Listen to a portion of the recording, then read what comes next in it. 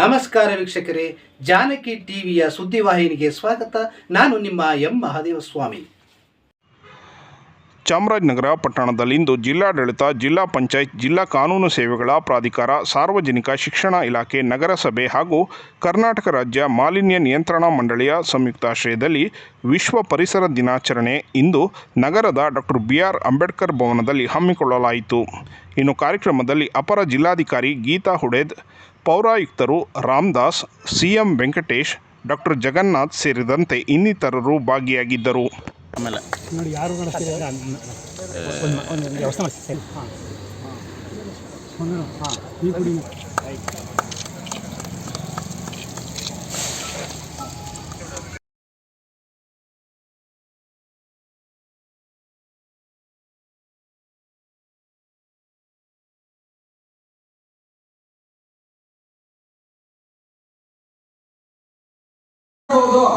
ಅಂದ್ರೆ article 19 article 21 ಇವೆಲ್ಲ fundamental rights ಇದೆ ನಮಗೆ.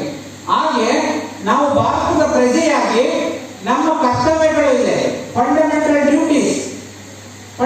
ಡ್ಯೂಟೀಸ್ ಅಂದ್ರೆ ಆರ್ಟಿಕಲ್ 51A ಅನುಚ್ಛೇದ 51 ನಮ್ಮ ಕರ್ತವ್ಯಗಳು, ಭಾರತ ದೇಶದ ಪ್ರಜೆಗಳ ಕರ್ತವ್ಯಗಳು, ಮೂಲಭೂತ ಕರ್ತವ್ಯಗಳೇನು ಅನ್ನೋದು. ಆ ಕರ್ತವ್ಯಗಳಲ್ಲಿ ನ್ಯಾಚುರಲ್ ರಿಸೋರ್ಸ್ ನ ಸಂರಕ್ಷಿಸಬೇಕಾದದ್ದು ಪ್ರತಿಯೊಬ್ಬ ಪ್ರಜೆಯ ಕರ್ತವ್ಯ. ಆರ್ಟಿಕಲ್ 51A ನಲ್ಲಿ ದೇಶದ ಪ್ರಜೆಗಳ ಕರ್ತವ್ಯ ಏನಂದ್ರೆ ಮುಖ್ಯವಾಗಿ ಪರಿಸರನ ಸಂರಕ್ಷಿಸಬೇಕಾದದ್ದು. ಪರಿಸರ ಅಂದ್ರೆ ಮುಖ್ಯವಾಗಿ ನಾವು ಪರಿಸರ ಯಾಕೆ ಸಂರಕ್ಷಿಸಬೇಕು? ಮುಖ್ಯವಾಗಿ ಅದರಲ್ಲಿ ಫಾರೆಸ್ಟ್ ಬರುತ್ತೆ.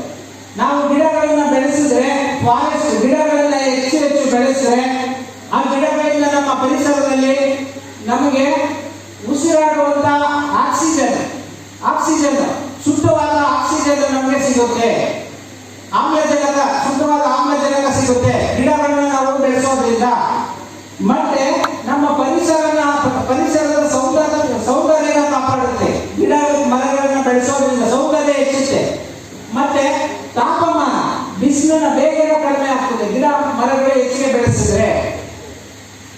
ಅದೇ ರೀತಿ ಗಿಡ ಮರಗಳನ್ನ ನಾವು ಹೆಚ್ಚಿಗೆ ಬೆಳೆಸಿದ್ರೆ ಸೌಂದರ್ಯದ ಜೊತೆಗೆ, ಈಗ ಒಂದು ಫಾರೆಸ್ಟ್ ಅಲ್ಲಿ ಗಿಡಗಳು, ಒಂದು ಫಾರೆಸ್ಟ್ ಹೆಚ್ಚಿಗೆ ಅಭಿವೃದ್ಧಿ ಹೊಂದಿತ್ತು ಅಂದ್ರೆ ನಮ್ಮ ಅಂದ್ರೆ